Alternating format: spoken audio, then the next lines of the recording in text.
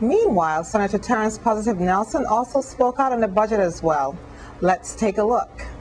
The questions are being asked about what does the finance share, what is our analysis of it. Of course, this is a cursory look.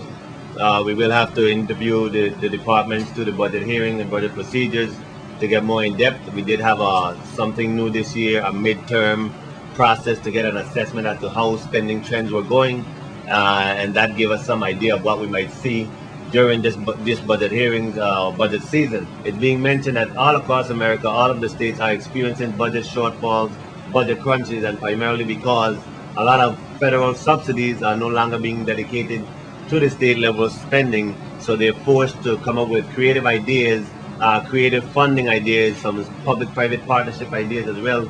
They're speaking of some P3 projects, which even involves leasing out certain government assets to get a windfall of money, and over a period of time the entity recoups their money from the having control over that government asset. So it's interesting to come back and seeing what the trends are, because you'll realize our situation is not unique.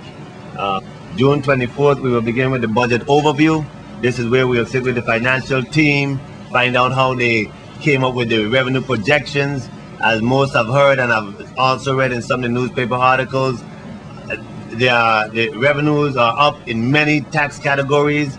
That means that they're up this current fiscal year. So it's going to be interesting to hear what they say about revenue collections about this year, because trends or projections are determined by indicators from the current year. So it's obvious that there's current year increases, as we've been saying all along.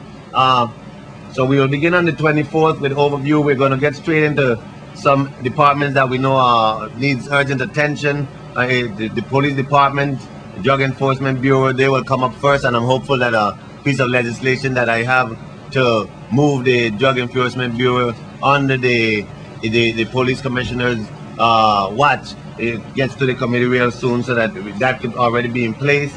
Your entertainment report and movie review are up next after these messages.